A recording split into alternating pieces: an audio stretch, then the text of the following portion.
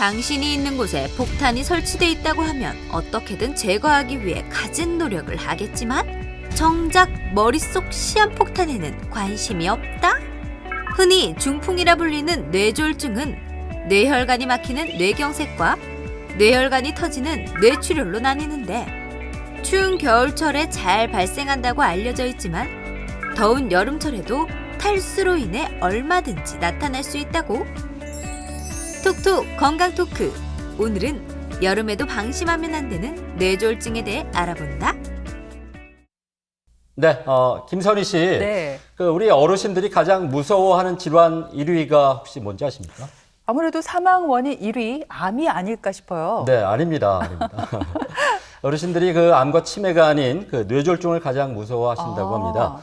뇌졸중은 가까스로 목숨을 건졌다고 해도 심각한 후유증으로 남을 수 있고 그렇게 되면 자식들에게 경제적인 부담을 줄 수 있기 때문에 가장 위협적인 질환으로 여기고 있다고 합니다. 그럴 수 있겠네요. 네. 오늘 톡톡 건강 토크 시간에는 후유증이 더 무서운 이 뇌졸중에 대해서 자세히 알아볼까 합니다. 네. 오늘 도움 말씀 주실 분 모셨는데요. 네. 대구 가톨릭대학교 병원 신경과 도영록 교수 나오셨습니다. 네. 안녕하십니까? 안녕하십니까? 반갑습니다. 네, 뇌졸중은 흔히 중풍이나 뇌혈관 질환으로도 불리고 있습니다. 먼저 3분 브리핑을 통해서 뇌졸중이란 정확히 어떤 질환인지 알아보도록 하겠습니다. 교수님 부탁드리겠습니다. 예, 먼저 뇌졸중이란 무엇인가에 대해서 정의에 대해서 먼저 말씀드리겠습니다. 뇌졸중은 일반적으로 같은 말로 중풍 이렇게 이야기들을 많이 하십니다. 뇌졸중은 말 그대로 뇌의 졸중인데요. 결국에는 뇌안 중에서도 구조물 중에서도 뇌혈관이 문제가 생겨서 발생하는 것을 말합니다. 뇌혈관에 문제가 생기는 건데 그럼 어떤 문제가 생기느냐? 혈관은 크게 두 가지 방법에 문제가 크게 생길 수 있겠죠. 그래서 혈관이 막히거나 반대로 혈관이 터지거나 그렇게 해서 뇌로 가는 혈관이 문제가 되니 그 혈관을 통해서 피가 공급되는 그 뇌 부위에 손상이 오게 되고 그러면 원래 애초에 정상적으로 그 뇌 부위가 정상적으로 했던 기능이 이상해지면 그것이 바로 신체 이상 증상으로 나타나는 증상을 뇌졸중이라고 합니다. 앞에서 이야기 드린 대로 뇌혈관의 문제가 크게 두 가지, 막힌 경우, 터진 경우 이렇게 두 가지로 나누어질 수 있는데요. 그러면 뇌졸중 중에서도 이름이 두 가지로 나누어집니다. 그러면은 막힌 것은 뇌경색이라 그러고요. 터진 것은 뇌출혈이라고 합니다. 실제로 이제 빈도는 뇌경색이 한 80%, 뇌출혈은 한 20% 정도로 뇌경색이 좀 더 많기는 합니다. 그럼 먼저 뇌경색을 이렇게 간단히 그림을 보시게 되면 이제 뇌로 가는 이 혈관에 이런 피떡, 그러니까 같은 말로 혈전이라고 하는 혈관 내에 이런 찌꺼기가 막게 되면 이 뒤쪽으로 가는 이 뇌 부위에 피가 공급이 안 되면서 우리 뇌세포도 피를 이제 받아먹고 살아야 되지 않습니까? 근데 이제 피가 안 가서 이렇게 뇌가 괴사가 일어나고 뇌세포가 이제 죽게 됩니다. 그러면은 이 뇌 기능이 떨어지겠죠. 그리고 사진을 이렇게 오른쪽 그림은 CT 사진인데요. 이렇게 검은 부위가 뇌경색이 온 모양을 보여주고 있습니다. 반대로 뇌출혈인 경우에는 뇌혈관이 터져서 생기는 부위라서 뇌혈관에서 터진 그 출혈들이 그 피의 양이 주위의 뇌 조직을 누르게 됩니다. 그러면 눌린 그 뇌 부위의 기능이 역시 떨어지게 되겠죠. 그래서 사진을 찍어보면 CT에서는 이렇게 흰색으로 이렇게 뇌출혈 부위가 보이게 됩니다.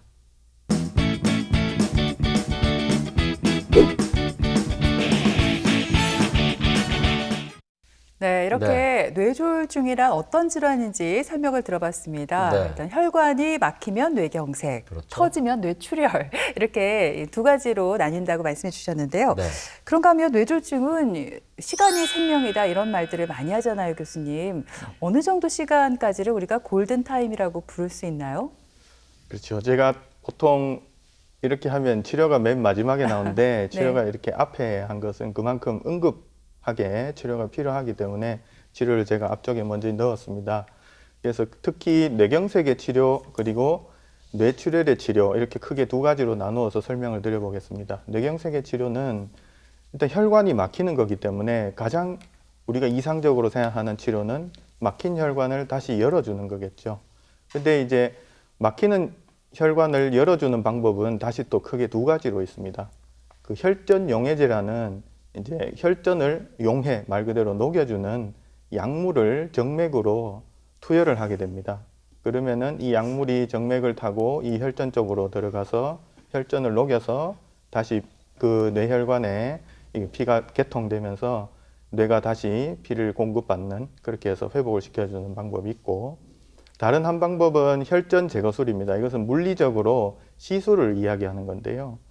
이제 동맥 내로 가느다란 와이어를 올려가지고 그 와이어를 통해서 여기 혈전이 막힌 이 부위까지 접근을 합니다. 와이어 끝을. 그래서 물리적으로 이 혈전을 끄집어내는, 그래서 혈전 제거술을 시행해 볼 수 있습니다.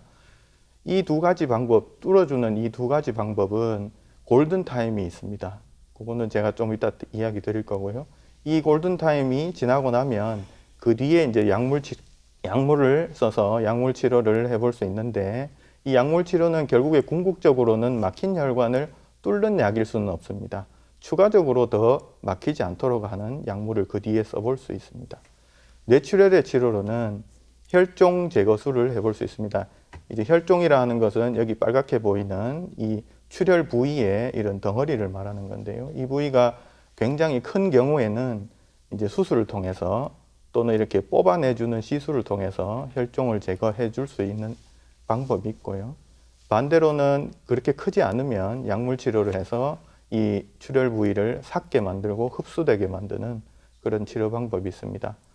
뇌경색의 치료를 다시 제가 잠깐 더 이야기를 드리면, 혈전 용해제와 혈전 제거술 두 가지 방법이 있다고 말씀드렸는데, 이 피떡을 녹이는 혈전 용해제는 4시간 30분 이내여야지만 투여 가능합니다. 이 시간이 지난 이후에 투여했을 때는 오히려 너무 과하게 이 약의 효과가 작용해서 뇌출혈이나 반대로 혈관이 터질 위험성이 더 높게 되고 효과도 없고, 그래서 반드시 4시간 30분 이내에 투여하도록 되어 있습니다. 한편 시술을 통해서 와이어를 넣어서 끄집어내주는 혈전 제거술은 이전까지만 해도 6시간 이내여야지만 되도록 했었는데, 최근 1, 2년 사이에는 24시간 이내의 환자에서도 시행을 고려해 볼 수 있는 상태까지 좀 시간이 확대가 되었습니다. 그래서 애초에 병원에 오시면은 4시간 30분 이내면 두 가지 방법을 다 고려를 해 볼 수 있는 기회가 있는 것이죠. 그래서 최대한 빨리 오시는 것이 중요할 것 같습니다. 그래서 혈전 용해제를 투여하고 녹이는 약물을 정맥으로 투여를 하니까, 하기 전에는 이렇게 혈관이 막혔었는데 하고 나서는 이렇게 열립니다. 근데 실제로 이제 연구를 해보면, 이제 써본 환자분들을 통계를 해보면 한 30% 환자에게서 그러니까 혈전 용해제를 쓴 환자 중에 30%의 환자한테서 이런 호전을 볼 수 있는 그런 보고가 있습니다. 그리고 실제로 사진으로도 좋아지는 것을 이렇게 윗부분에는 처음에 이랬었는데 쓰고 나서 다시 피가 개통이 되니까 이렇게 흰색 부위가 줄어드는 것도 사진으로도 확인할 수 있었습니다. 앞서 교수님께서 뇌졸중의 이 골든타임이 24시간이라고 하셨는데, 만약에 발병하고 나서 하루가 지났어요. 그러면 이게 별 소용이 없는 건지 궁금하고요. 사실은 이 뇌졸중 자체보다는 또 후유증이 굉장히 무서운 질환이잖아요. 예, 맞습니다. 앞서도 말씀하셨다시피 이제 많은 환자분들이 나는 누워서 지내는 것보다는 차라리 이제 생을 마감하는 게 더 좋다, 이렇게 참 많이들 말씀하시거든요. 그래서 24시간이 지났습니다. 그러면 24시간이 지나면 앞에서 말씀드린 뚫을 기회 두 가지 방법은 사실 해보기가 매우 어렵습니다. 오히려 무리하게 했다가는 출혈이 생긴다든지 오히려 부작용만 더 심하기 때문에, 그러면 24시간 이후에는 해볼 수 있는 것들이 어떤 것들이 있느냐? 앞에서 말씀드린 이런 약물 치료가 있습니다. 왜냐하면 처음에 혈전이 혈관을 막고 나서 그 뇌 부위가 이제 기능을 잃지 않습니까? 그리고 나서 첫 일주일 이내에, 그게 이제 지금 말씀드리는 이 초기 뇌경색입니다. 이 일주일 이내에는 연달아서 또 다른 부위의 혈관이 막힌다든지, 아니면 막힌 부위보다 더 굵은 혈관 쪽에 혈전이 더 쌓여가지고 더 큰 중풍으로 진행할 수 있기 때문에 더 진행하지 않기 위한 약물 치료를 하시는 게 맞습니다. 그래서 대개 첫 일주일 동안에 급성기 입원 치료를 강력하게 권유드리고 있습니다. 시행하고 있습니다. 그리고 급성기가 지난 이후에는, 그러니까 일주일이 지난 이후에는 합병증들이 있습니다. 합병증들은 가장 큰 합병증은 폐렴, 욕창, 요로감염, 폐혈증, 심근경색 이런 합병증들이 있습니다. 그래서 실제로는 뇌졸중이 있어도 장애를 가지고 이렇게 뭐 몇 달, 몇 년 이렇게 지내시게 되지만 실제로 뇌졸중이 크게 오는 뇌졸중이 아니면 사망에 이르게 되는 경우는 그렇게 많지 않습니다. 결국에는 이런 합병증 때문에 폐혈증이나 심근경색 등 때문에 이제 사망에 이르게 되는 경우가 있기 때문에 합병증도 잘 관리를 해야 될 것 같습니다. 네, 이 뇌졸중은 심각한 후유증을 남기는 만큼 이 평소 증상을 잘 알아둬야 할 것 같은데요. 교수님, 이게 갑작스럽게 나타나는 게 특징이라고요? 네, 맞습니다. 그 치료가 응급적으로 빨리 이루어져야 되기 때문에 이제 환자분들이나 한번 겪으신 환자분들이나 이제 주위 가족 중에 뇌졸중이 있으셔서 나는 걱정이 돼서 빨리 응급을 해야 되겠다 하려면 먼저 뇌졸중 증상이 내 이 증상이 뇌졸중 증상이냐 하는 것을 판단을 일단 하실 수 있으면 가장 좋긴 합니다. 그래서 뭐 정확하게 하실 수는 없으시겠지만 간략하게 제가 설명을 뇌졸중 증상 이런 것들이 있으면은 빨리 응급실 와서 뇌졸중 증상이 맞는지 확인을 하시고 치료를 해야 된다 하는 내용들을 좀 설명드리겠습니다. 일단 앞에 제가 요 보여드린 손발이 저리다, 손발이 시리다, 그리고 뒷목, 뒷골이 뻐근하다, 눈꺼풀이 실룩거린다, 그리고 손이 떨린다. 이런 증상들은 뇌경색 뇌졸중이 아닐 가능성이 훨씬 높습니다. 그래서 실제로 이제 이런 증상을 가지고 이제 진료를 많이 찾아오시거든요. 근데 뇌졸중일 가능성보다는 아닐 가능성이 훨씬 높습니다. 실제로 그러면 그 뇌졸중 증상은 그러면 어떤 게 있느냐, 그죠? 앞에서 이야기 드린 대로 뇌혈관에 문제가 생겨서 뇌가 손상이 되고 그 손상된 뇌 부위의 본연의 기능이 떨어져서 생기는 증상들입니다. 근데 이제 뇌졸중도 혈관이 잘 막히는 부위가 이렇게 있습니다. 그래서 잘 손상받는 뇌 부위가 있고 그 부위가 원래 본연의 기능이 있겠죠. 그죠? 그러면은 그 부위가 어떤 것들이 있느냐 하는 건데요. 일단 공통점으로 있을 수 있는 것들은 갑자기 생기는 겁니다. 뭐 예를 들면은 말을 하다가 또는 전화기로 통화를 하다가 갑자기 말을 못하고 말이 어둔하다든지 갑자기 팔다리가 힘이 떨어져서 움직이지 못한다 이런 증상들. 그리고 식사를 하다가 갑자기 손에서 힘이 빠져서 뭐 젓가락, 숟가락을 떨어뜨린다 이런 이야기 많이 하시지 않습니까? 그래서 공통되는 것은 갑자기 오는 것입니다. 그래서 혈관에 피떡이 쌓이는 것은 서서히 쌓이지만 막혀서 증상이 나타나는 것은 순간으로 나타나는 것입니다. 그러면 어떤 증상이 순간적으로 생기느냐 하는 건데요. 첫 번째로 이제 안면마비인데요.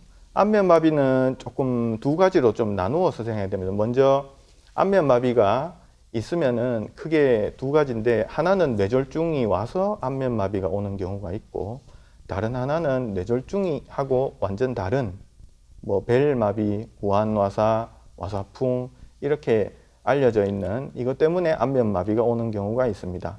실제로 이제 그 병원에 오셔서 얼굴을 의사가 진찰을 해서 보면 이 두 가지를 크게 구분할 수는 있거든요. 근데 이제 환자분들이나 일반인 분들은 구분하시기가 어렵기 때문에 일단 안면마비가 있는지 없는지 그것부터 먼저 아시면은 좋을 것 같은데요.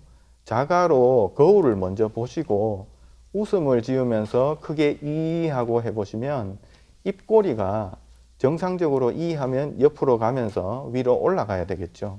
이 간략한 그림으로 보시면은 이쪽 편처럼 이렇게 이 하고 웃으면은 입꼬리가 올라가야 되는데 이쪽처럼 이렇게 처져 있으면 이쪽에 얼굴에 마비가 있는 것입니다. 그래서 뭐 처지거나 위로 올라가거나 이런 게 많이 헷갈리시면 좌우가 대칭이냐 이걸 보고 안면마비가 있다 없다 이렇게 생각하시면 될 것 같습니다. 두 번째로는 팔, 다리의 마비입니다. 편측 마비인데요. 같은 쪽의 팔과 다리에 힘이 떨어져야 됩니다. 같은 쪽의 팔다리입니다. 그래서 왼쪽이면 왼쪽 팔, 왼쪽 다리, 오른쪽이면 오른쪽 팔과 오른쪽 다리에 힘이 떨어져야 됩니다. 양쪽 다리 또는 양쪽 팔은 뇌졸중이 아닐 가능성이 매우 높습니다. 그리고 이제 마비라고 하는 것이 의미가 크게 두 가지로 나누어서 생각할 수 있거든요. 그래서 힘이 팔다리에 빠지는 것도 마비라 이야기하고 뻣뻣하게 힘이 들어가는 것도 우리가 그 운동하다 지나는 것처럼요. 그리고 그때도 뻣뻣하게 힘이 들어가는 마비라고 이야기합니다. 이 두 가지 중에 힘이 빠지는 경우에만 뇌졸중을 생각할 수 있겠습니다.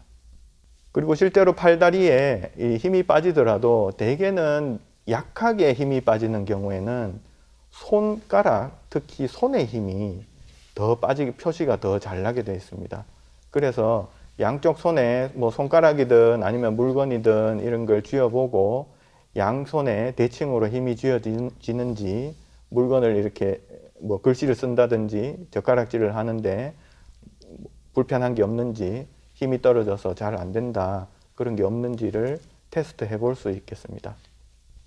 그리고 세 번째로는 말입니다. 말은 여러 가지 말이 이상한 경우가 있는데요. 발음이 어눌하게 꼭 우리가 술 마셨을 때 술이 취한 사람처럼 발음이 어눌한 경우가 있고 그리고 말을 아예 하지 못하는 또는 더듬더듬거리는 생각은 멀쩡한데 그 생각을 내가 말로 단어가 빨리 안 나오고 하는 그런 언어 장애도 있고요. 반대로 다른 사람이 말을 하는데 내가 그것을 이해를 잘 못하는 그런 언어 장애도 있을 경우에는 전부 다 뇌졸중을 생각할 수 있습니다. 그래서 3대 주요 증상이 공통적으로는 갑작입니다. 갑자기 이렇고 그 외에도 이 3대 증상 외에도 이제 생길 수 있는 뇌졸중 증상들은 한쪽이 잘 안 보이는 증상. 그러니까 우리가 시야가 있으면 두 눈을 크게 뜨고 앞을 쳐다보게 되면 TV 화면 같으면은 TV 오른쪽이나 왼쪽 한쪽으로 검게 보이거나 잘 안 보이는 그런 증상이 있다든지 물체가 두 개로 겹쳐 보이는 그러니까 왼쪽 눈과 오른쪽 눈이 초점이 하나로 맞지 않는 겁니다. 그래서 한 눈으로 뜨고 보면은 하나로 보이는데 두 눈으로 뜨고 보면은 물체가 두 개로 겹쳐 보인다. 이런 게 갑자기 생기면은 이것도 역시 뇌졸중을 생각하셔야 됩니다. 그리고 어지러우면서 걸음이 한쪽으로 그러니까 왼쪽이면 왼쪽, 오른쪽이면 오른쪽 한쪽으로 자꾸 기운다. 이런 증상이 있으면은 뇌졸중 생각하셔야 되고 매우 심한 두통. 평소에는 두통이 뭐 없거나 약하게 있었는데 뭐 완전 벼락을 한 대 맞은 듯하게 또는 망치로 한 대 꽝 맞은 듯이 심한 두통, 생전 이런 두통은 못 겪어봤다 하는 강도의 두통이 있을 때는 뇌졸중을 생각하고 반드시 병원으로 오셔야 되겠습니다. 네, 그런가 하면 뇌졸중의 증상이 나타났다가 24시간 안에 사라지는 그런 경우도 있다고 하는데 교수님, 그 증상이 저절로 사라졌다고 해서 절대 안심해서는 또 안 된다면서요? 네, 그렇습니다.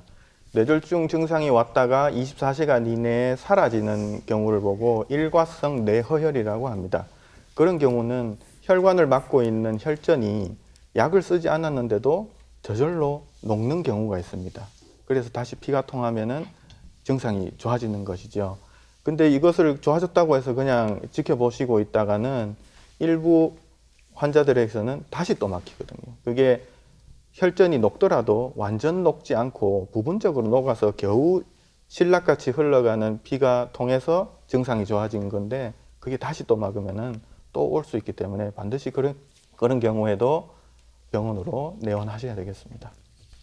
이 뇌졸중이 언제 누구에게 올지 모르기 때문에 주변의 가족들도 평상시에 이 대처법에 대해서 잘 숙지해두면 좋겠다는 좀 생각이 들었어요. 근데 교수님, 만약에 이 뇌졸중이 오면 또 문제가 이 신체마비가 올 수 있잖아요. 제가 알기로는 한 번 죽은 뇌세포가 다시 살아나지 않는다고 들었어요. 그러면 이 신체마비로부터 좀 자유롭지 못할 것 같은데 어떻습니까? 예. 그 입원해 계신 분들이 이제 저한테 가장 궁금하게 여쭤보시는 게 뭐냐 하면 좋아질 수 있습니까? 하는 질문이시거든요. 그래서 일단 뇌경색이 오고 뇌졸중이 오면 첫 3개월에서 6개월까지는 조금씩 누구나 다 어느 정도는 회복을 하는 기간입니다. 근데 이제 6개월까지도 덜 돌아오면 후유증으로 남는다. 이렇게 대개는 통계적으로는 이렇게 판단을 합니다. 그래서 이제 재활 이야기인데요. 그래서 그러면은 우리가 뇌졸중을 겪고 나서 이제 재활을 하게 되면 뇌세포가 죽었는데 재활을 한다고 뭐가 좋아지겠느냐 이렇게 생각하실 수 있는데, 뇌세포가 죽었는 그 부위는 사실 그대로 뇌세포가 남아 있습니다. 죽어 있는 상태로 남아 있는데 그 주위에 살아 있는 뇌세포가 그 기능을 대신하도록 변화를 하게 됩니다. 그 변화되도록 하는 기간이 한 6개월까지고 스스로 이제 발전을 하는 거죠. 변화를 하는 거, 보상을 하는 겁니다. 그런데 그때 최대한 보상하도록 하기 위해서 우리 그 뇌 부위를 자꾸 써주는 겁니다. 그게 바로 재활치료고요.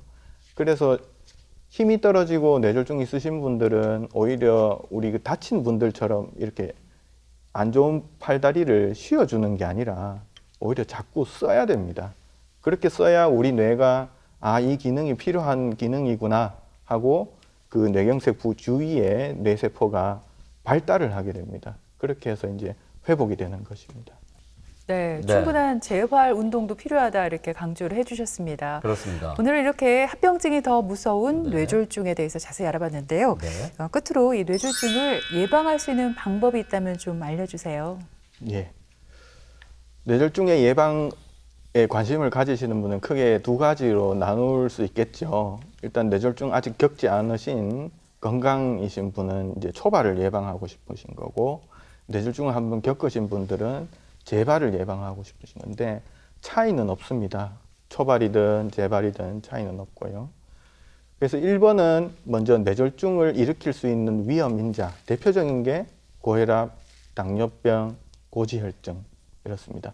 이 세 가지를 가지고 계신 분들은 관리를 잘 하셔야 되고, 아직 고혈압, 당뇨병, 고지혈증이 없다 하시더라도 이것이 앞으로 발생을 할 가능성이 있는지를 늘 건강검진을 통해서 확인을 하셔야 됩니다. 두 번째로는 운동입니다. 신체 활동입니다. 실제로 이제 세계 뇌졸중 학회에서도 권장하고 있는 최소 권장량이 있습니다. 일주일에 4일 이상 적어도 하셔야 되고, 하루에 하실 때 40분 이상의 시간을 이제 투자하셔야 됩니다. 그러면은 이제 운동은 어떤 운동이 좋습니까? 이렇게 많이들 이야기하시는데요. 근력 운동도 상관없고 유산소 운동도 상관없습니다. 운동 종류는 상관은 없고 중간 이상의 강도가 중요합니다. 중간 이상이라는 뜻은 내가 전력으로 해야만 하는 운동이 100% 내 체력을 써서 하는 운동이라고 하면 적어도 50% 이상, 대략 한 60에서 70%의 내 체력을 이용해서 하는 운동을 하루 40분 이상 하셔야 된다는 것입니다. 그리고 세 번째로는 이제 식사 습관입니다. PR 음식은 짠 음식과 매우 기름진 음식입니다. 이 두 가지가 혈전을 혈관 안에 쌓도록 하는데 아주 안 좋게 할 수 있는 음식들이기 때문입니다. 반대로 피를 맑게 하고 혈압을 떨어뜨리고 그렇게 좋은 음식들은 채소, 과일인데, 과일은 또 단 과일들이 많지 않습니까? 그래서 달지 않은 과일, 뭐 예를 들면 오이, 토마토 같은 그런 것들, 그리고 이제 닭고기 같은 거나 생선류가 오히려 돼지고기나 소고기보다는 조금 더 좋습니다. 그리고 저지막 음식, 콩, 견과류 이렇게 하면 좋겠습니다. 사회생활을 하다 보면 이제 술을 해야 될 수도 있는데, 그러면 어떻게 못하느냐 하는 것들이 있는데, 남성은 2잔, 여성은 1잔까지는 가끔 이렇게 허용을 하고는 있습니다. 뭐 소주로 치면 소주 잔으로 2잔, 맥주로 치면 맥주 글라스로 2잔, 이렇게 대략 생각하시면 되겠습니다. 그리고 금연인데요. 그 담배는 조금 더 허용하지 않습니다. 담배가 어느 정도로 뇌졸중 위험인자로 비중이 있냐 하면 당뇨병하고 동급입니다. 그래서 당뇨병이 있을 때 뇌졸중 생기는 거랑 담배를 피고 있을 때 뇌졸중 생기는 거랑 위험 정도, 영향력이 동급이라는 것이죠. 그리고 담배를 끊어도 한 2년이 지나야 원래 담배 안 피던 사람과 비슷하게 됩니다. 그래서 담배는 무조건 조금 더 허용이 되지 않습니다. 앞에서 말씀드린 이런 증상들을 평소에 잘 이렇게 기억을 좀 해주시면 좋겠고, 그리고 이런 예방하는 방법들도 평소에 잘 실천을 하시고, 이런 증상들이 만약에 발생했다, 좀 의심이 된다 이러면은 바로 즉시 병원에 와서 앞에서 이야기 드린 2가지 기회를 놓치지 마시고 즉시 병원으로 오시면 좋겠습니다. 네, 뇌졸중은 흔히 겨울철 질환으로 널리 알려져 있지만 여름철에도 탈수로 인해서 발생할 수가 있다고 합니다. 갑자기 한쪽 팔다리에 마비가 온다든지 말이 어눌해지면 즉시 응급실을 찾으시길 바라겠습니다. 네, 다시 한번 강조해 드리고 싶은 점은 네. 시간이고 생명이라는 겁니다. 네. 지체하지 마시고 병원을 곧 찾아주시기 바랍니다. 네. 네, 지금까지 이 시간 도움 말씀에 대구 가톨릭대학교 병원 신경과 도영록 교수께서 수고해 주셨습니다. 네, 고맙습니다. 감사합니다. 김철원 씨, 장혜윤 씨 두 분도 수고했습니다. 네, TBC 클리닉 건강 365 오늘 준비한 내용은 여기까지입니다. 한 주간 건강하게 보내시고요. 네. 저희는 다음 주 이 시간에 다시 오겠습니다. 네, 고맙습니다. 고맙습니다.